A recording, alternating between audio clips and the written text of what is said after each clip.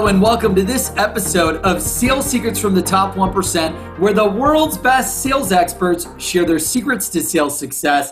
And I'm thrilled, honored, and grateful to have with me Robert Smith, who's the best-selling author ranked in the top 1% on IMDb. He's ranked number one with Moni, AXA, New York Life, John Hancock, Bank Atlantic. He literally wrote the Sales Genius #1, which is a new release, #1 new release on sales techniques, marketing, sales, business, you name it, call center management, you name it.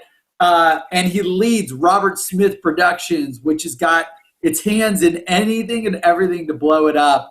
I'm thrilled to have with me, Robert. Thank you so much for joining us today. Thank you, Brandon. I appreciate it. And I'm sure all your salespeople out there are super competitive, and otherwise, why would you be in sales? I mean, it starts out that way. And I learned it from sports. Played the first 10 years of baseball. We won the championship 8 different times on 10 different teams, and you just got to learn how to compete. Wow. So I had all my kids compete, and, they never got in trouble. So I'm sure every parent out there is the same thing. You learn to compete. So my first sales job was actually driving a Coca-Cola merchandising truck. And I started at the bottom of, like 50 drivers in Sarasota, actually. And they give you the route farthest from the office. So you're spending all your time on the road and not delivering, because people don't realize you're not getting paid by the hour, you're getting paid by the case. So the more you can sell, the more you can drop, the more money you make. So I started and worked my way up within 8 months, had the #1 route in the plant, and did that for 2 years. And so you literally just go door to door, and then when you get into the business, you try to sell them to buy a bunch of cases of Coke? Well, yeah, you're not door to door, but you're basically, they assign you grocery stores, 7-Elevens, Circle K's, convenience stores, whatever it is. So you've got your pre-built route there. And it's just a matter of, once you get in, you got to walk into Publix or Kroger or whoever it is and say, man, you need a 1,000-case display in the front of your store. You need something that looks cool. Super Bowl's coming up, or what, World Series, whatever it is. Awesome. Let's lock something in, and, you build from there. But, that's basically where I learned to compete. Went a little bit too far with it because, not being the biggest guy out there. Right now I'm 5'10", 250, but at the time I was 5'10", 150. And we had this big hulk of a guy who could literally pick up an entire case of bottled, 16-ounce 3 cases of Coke with one hand and load and unload his truck. So I challenged him who could unload their truck the fastest, and I beat him and then drove myself straight to the hospital because I had a hernia.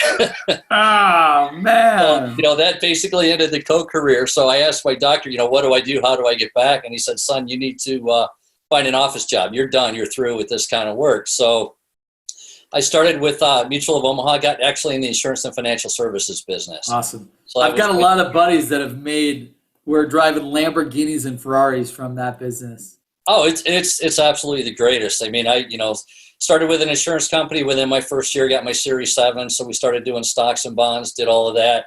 And it was just great. But it was the most competitive business I've ever seen. And that's what I think attracts most of your audience, I would think, to sales is there's no politics. It doesn't matter who you get along with. It doesn't matter, if you're a brown nose or what you do, or, office politics. It's whoever sells the most gets the best. And that's just all there is to it. So, everything's ranked by production. So, we went through all of that. I broke a ton of records at John Hancock, went over to Mutual New York. We had about 10,000 agents and outside brokers. And right at the time, AXA, which at the time, 20 years ago, was the largest financial service company in the world, was absorbing money. I ranked #1 out of, all 10,000 of those agents across the world. And it was just a matter of changing the focus and the practice. And what I did differently from everybody else was adapted a storytelling model. So when I sat down with clients, it wasn't just facts and figures and, if you invested, 10 grand a month, this is where you're going to be at 65. No, it was stories of clients. And this is what my other client did. And this is how they succeeded. And then I had another client I gave the same advice to, and they went in the other direction. So here's a contrast of millionaire client A and failure client B. And, we went through it, and I actually did, it's funny, projected off of that and did some sales and marketing materials. It took forever to get through the large companies. They want, 6 months of compliance just to run a single ad. We ran a newspaper ad back in 1993 in January when President Clinton took office. He signed the largest tax increase in the history of the world. Wow. And I thought, man, I know how to beat that. So we got to get out in front of it. So we literally sent an ad out just in a small town newspaper. Cost me $500. with a picture of him looking concerned with a big headline. He signed the largest tax increase in the history of the world. Call us to find out how you can beat it. And within 1 month, I did more business than I did the previous year. And then from that, I was just perennial, $1 million roundtable production from there. And it was just a matter of, knowing how to advertise, knowing how to tell a story, getting people emotionally involved, which is a key to sales, and going from there. So then we took that and started doing magazines and newspapers and did a lot of financial columns, got a lot of business that way.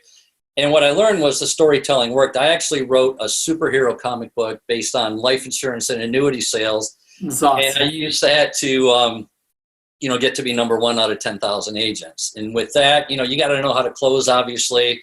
So what do you mean you use that to become 1 out of 10,000? Like how? So you created this comic book and then what? Yeah, basically just, told the story to clients about, like if they're considering annuities, we went back and talked about it's the only financial product in the history of the world that guarantees you an income you cannot outlive. And do you want to invest everything you have in it? Of course not. But do you want to invest part of it so that no matter what gambles you're taking in the stock market, your family's going to be set for life with your insurance. You're going to be set with your income. Everything's cool. So we actually, and anybody that wants to take a look at it can, just send me an email, robert@robertjsmith.com, and I'll send them a copy of that. And it really opens up all the college funding needs, and there's sales psychology built up into it. And it reduces the 2 biggest barriers to sales success that I found in 30 plus years. And that's procrastination, because they want, I'll take care of it tomorrow, or let me talk to my attorney. Let me talk to my accountant. Yeah. Call me back in a month. And this eliminates all of that. And the other thing it eliminates is indecision. It basically it puts people on the spot. You're in charge of your own financial destiny. It's your decision to make. You got to make the decision right now. And if you wait, if you procrastinate, if you delay, if you can't decide, you're making a decision not to do something, which is oftentimes worse than a decision to do something. And I developed a liquidity close for this client because it was on a large estate case. And it was funny. I had him draw a picture for me, and I had him stack up a bunch of cash all the way up to the top of a house. And I won't get into the whole close, but basically with his own drawing and with him telling me what he wanted, I went through the close and showed him how we would always have liquidity. And because of that one case, I made 110 grand in 1 day off that case. And, unbelievable. When I first started, I was happy to make 110 grand a year. Now I'm making it in a day. And, you don't do it every day, but right. You got to know how to close. And if somebody wants to know, the liquidity close for financial services or any large ticket item, I'll be happy to share it with them, because I've shared it with other guys. And I've taken people who did 0 financial service production. Then all of a sudden within 6 months, they're doing, $1 million roundtable production, which ranks you in the top 1% of all financial advisors in the world. Same thing with mortgage brokers. I've developed concepts for them, for realtors, you name it. So we can basically tailor make any program. But, if anybody calls in, we can get them set up and do do their sales and marketing material. But basically what I do is just I do a flat consulting fee for everyone, $2,000 a month, and it's up to 20 hours a month. So whether that's content writing on their website, developing their sales and marketing materials, whatever it is, we just get them going. I had a mortgage broker, never made 50 grand in his entire life. I worked with him. Within 6 months, he was making 300 grand. Wow. So it's just a matter of, knowing how to target your prospects, how to bring them in, how to get those appointments, how to convert them in, and how to close them. Because if you can't close, you're not a salesperson. That's awesome, man. And so now you're running your own company so is that what you sell permanently now, is your pretty much like your consulting, your sales right. Consulting for financial advisors? Yeah, basically financial advisors and really any type of business. I mean, we're getting a lot of other companies that come in. We do mortgage, like I said, real estate. I've got veterans doing nonprofit causes that come to me for consulting. We do, commercials for them. It's basically whatever business anyone's in. And it's funny because, I was thinking about writing a book on how to make the top 1% because, I reached out in financial services years ago. Then I had a couple of rear-end collision car accidents, had my neck broken in one, had my back broken in another. And when I was why are you getting in so many car accidents? I don't know. And I'm parked both times, right? So it's, the odds of that are like getting struck by lightning twice. But wow. Long and the short of it, 14 surgeries and rehab and all that. So I'm not doing personal financial production anymore, but I'm just leaning back on showing other people how to do what I did and what worked for me over the years works for everybody right now. And That's it's funny awesome. how many people just grab a hold of it and run with it. Yeah, and we're dying to hear your number one top sales secret, why and how the audience can execute. But real quick, so you've got your Robert J. Smith Consulting Services. Average deal size you said is around 2,000 a month, 24,000 a year, right? Right. Yeah. So they're not huge deals, but you get 10 of them going and you got a pretty decent income. Oh yeah, and then what else? Oh, sales cycle. What's the average like sales cycle for your services? Yeah, for me, it's a day. I mean, I talk to somebody. Quick, like one call closing. Yeah, it's a one call deal. It's either you like it or you don't like it, and we're at 80% close rate, so we're doing all right with it. That's amazing, 80% close rate. Okay, cool. And what's your number one source of leads today? You guys, Seamless, man. Awesome. Yeah. That's great. By the way, audience, that was not teed up. That's amazing. That's the way it is, though. That's awesome. Okay, cool. Lead gen, close rate 80%, one call close, 2,000 MRR, 25,000 roughly in ARR. That's awesome. Selling the consulting services. Okay, so that guy's why we're doing this new way. The new show is we want to give you context into what is the top thing being sold, and then what's the top sales secret. So you understand the sales cycle. So if you do high ticket, low ticket, you can relate it all. Awesome. All right, Rob, the number one thing that people come here for. They're dying for it. Then what is your top sales secret, from your entire career? If you had to go back in time and just apply or leverage one thing, one secret, what is your number one top sales secret? And then we'll get into why and how the audience executes. Yeah. I mean, hands down, it's one word. It's storytelling. If you can tell stories in your business and get your clients excited and fired up and ready to move, that's all it takes. Because features and benefits might have sold in the 50s and 60s. They don't sell anymore. People need to get excited. And you got to have case studies. You got to have stories. I did a financial conference back in 2015 out in Scottsdale, Arizona. Spoke to hundreds of financial advisors. And it's funny, it was on the same ticket as Tucker Carlson, and I didn't see him speak because I was too busy doing my thing. But it was I've been giving seminars and doing the same financial seminars everybody else has been doing for almost 30 years. And I got into this thing, and it was funny. I start my talk, and I see people perk up and get excited, and all of a sudden everybody's whipping their phones out and they're texting, and I'm thinking, what the hell's going on? And we were already at capacity when we started, and by the time we were done, people were lined up all the way down the sides, all the way down the back of the hotel meeting room, and then all the way outside. And they were like getting a hold of their friends saying, hey, how's your meeting going? And because they told me later, and they said, yeah, it's lousy. This guy's no good. And they said, come listen to this guy. And I've never seen it anywhere, but we started with a few hundred and we ended up, closer to 1,000 by the time they were done. It was crazy. And just from all the storytelling. Yeah. And basically just showing people that, like for myself personally, the day I switched to storytelling, I started making every month what I used to make in a year. And that's the difference. I mean, you go literally. Do you have like an example of like the before versus the after? What would you do when you would make all that money in a year versus when you would make it in a month? Like the way that you would pitch. Yeah, I mean, I literally didn't know about storytelling, and I read it in a book somewhere. Because it's like every other salesman. You're reading everything you get your hands on. You're trying to get whatever edge you can find, and then I just opened up, this financial storytelling, and I started using it with my clients. So I'd have someone that, they'd have a large pile of money, and they say, we're not ready for an estate plan. We're not ready to go. And I'd say, hey, it's now or never. And they said, what do you mean? So I'd go into a story. And I said, I got a buddy of mine. This is a true story. I had a client won like $140 million in the Pennsylvania lottery. My buddy did an estate plan for him, and he wanted to shop the insurance around rather than just take it and move on and get on with it. So while he was screwing around and procrastinating, he had a non-fatal heart attack, and he didn't die, but he was no longer insurable. So the fact that he couldn't come back and get the insurance no matter how much he begged, it cost his family roughly $50 million in estate taxes back then. So, I tell that story to my client, and my client literally says, here's my check. Let's sign right now. And they don't want to screw around with it. And you just got to find a way to create urgency and move your people. And the best way that, no matter what business your people are in, is they can use examples of other clients who succeeded, clients who failed. And, they're all over the place. Bless you. No, thank you. Yeah, that's amazing. Wow. And then is there what's your number one story that you tell? Like out of all the stories that you tell, what's the best one? Well, the best one that I would give a Because you financial just told a advisor. bunch of stories actually, Yeah, in the 20 minutes we've already been here, you've already told probably 5, 10 different stories. But yeah, like yeah. when There, you're yeah. selling, what's the number one best story?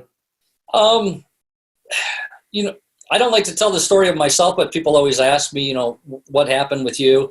And, I went from, the top 1% in financial services worldwide, number one in the world with money, AXA, and then, had the back broken, had all that, and literally couldn't travel anymore, couldn't give speeches anymore, couldn't meet with clients. And for about a year, I couldn't walk. So I Oh, said, what the God. hell am I going to do if I can never walk again? So I thought, well, I know I can tell This stories. is Maybe I from can. those accidents, or is this Yeah, from the from range? directly from the accidents. Yeah. Wow. I got to the point where, I bought a couple of canes, and I, was walking with two canes, whether it was Disney or just to go to the grocery store or whatever it was, and using them like leg braces and dragging my carcass around. And then sometimes I'd walk and I'd have to stop because I literally couldn't take another step because my legs didn't remember how to walk. So, did all that, and I thought, what can I do if I end up in a wheelchair, which I wasn't yet, but I was on my way, before the last surgery. And I thought, well, I can write. So I can screenwrite, I can write articles, I can ghostwrite for people. So we ghostwrite books, we do financial articles, we do website content, we do basically anything anybody needs written, we can write it. And it's funny because the same lessons that you learn in sports when you learn how to compete as a kid, no matter what it's with, within a year I was in the top 1% on IMDb, which is the Internet Movie Database for short films and for movies and so forth. And I don't know if you've had him on one of your calls or not, but Jordan Belfort, The Wolf of Wall Street, Yeah, yeah, had a yeah. sales book come out the same time ours went out, and I did that with 20 other financial advisors, mostly in the United Kingdom and around the world. There were a couple of us here in North America, Canada, and so forth. And his book came out the same time as ours, and he was number two in the USA, number two in the UK, and we were number one. So That's it's just, wild. it's a kick. Because I've got great respect for the guy. The guy does great work, and anytime you can compete on the same level with someone like that, you're probably doing something right. That's amazing. Yeah, so you took up the writing. And would you say when you were number one with AXA and with New York, Mm-hmm. um, was it the same thing? You would say it's because of storytelling? Oh, absolutely, storytelling, guaranteed. Yeah, absolutely. Wow. Like without a doubt, you're like, dude, it's because of storytelling. Yeah, that's all there is. I mean, if you can learn how to tell a story and combine it with your sales, and we consult with people, that's what we do. We just, what's your product? What are you trying to sell? And we ask them a million questions about other, case studies they've got or whatever it is. And then we take them with, case studies we've learned from other people in the same industry or similar industries. And, we help them develop their story and then put it out there. And whether it's, I doing a love that. documentary on their business, whether it's TV commercials or whether it's just straight content, we provide it all to them and we help them work it through. Wow, amazing. And then how does the audience, this is getting into a little bit of your secret sauce, right? But Sure. you said storytelling's the number one secret. Mhm. If I'm a listener, there, we'll have thousands of people listening into this episode. How do I start telling story? Like, where do I start? Like, if it's brand new to me and I don't even know, how to execute. How does the audience execute this secret? Well, yeah, it goes back to, standing on the shoulders of giants. If you're, let's say you're selling, racing systems or something, or you're selling something that's going to help somebody's car go faster. And then you look at, what Ford did when they competed with Ferrari. That movie just came out last year. And you use stories of other people and saying, well, this isn't how we did it, but this is how Henry Ford did it, or this is how somebody else did it, or this is how somebody in my office did it, or, whatever it is. Or, my grandfather once taught me, I've got a million grandfather stories. I'm sure everybody does. My grandfather was a gunner on a B-29 in World War II. I've got a million stories and I've used those at work, and it's just funny. But, if you're brand new and you don't have your own stories, just leverage the stories of other people. It doesn't matter if you know them or not. But the main thing you have to remember is they got to be factual. They got to be honest. You can't embellish anything. You got to tell the truth. And as long as you tell the truth, people are going to know you're telling the truth, and they're going to trust you, and they're going to follow, because nobody is going to buy anything from you if they don't trust you. Mm. So, as long as you're telling honest stories that are correct, you can't miss. And if you're brand new, those stories will come. Every time you're out making a sale, you're developing new stories, and you're watching what your clients do, and you see, it doesn't matter what business you're in. Like for example, I mean, I'm sure you've got people who started their business from scratch with nothing. And then overnight, they're billing $100,000 a month or whatever they're doing. So, those are the types of stories that you use. Yeah. Yeah. I know I'm dying to get you into this 6 and 7 figure club. You may already be there, but I can't wait to hear more about that later. Awesome. Robert Smith, thank you so much, my man. You got to tell stories. He gave you the walkthrough of the play-by-play, how to do it, how to document it. And if you don't have any, then just leverage the stories of others and be authentic and factual. That's amazing. Where can the audience connect with you, learn from you, to get more? Sure, yeah. Go straight to the websites. The author website that we have is just robertjsmith.com. Pretty easy to remember. And then if you need, film production, television commercials, you want to do a documentary on your business, you want to take it further, just go to robertjsmithproductions.com. And they both link back and forth. So if you get to either one, you'll find the other one. Awesome, man. Well, thank you so much. And thank you, everyone, for tuning in to this episode of Sales Secrets from the Top 1%, where the world's best sales experts share their secrets to sales success. Pick up your copy of the book and tune into all the episodes at secretsalesbook.com. Secretsalesbook.com. That's secretsalesbook.com. Every Monday and Thursday, we release new episodes and top secrets from the world's best sales experts. So subscribe, tune in, cast in, whatever you got to do, and look forward to seeing you on the next show. Thank you, Brandon.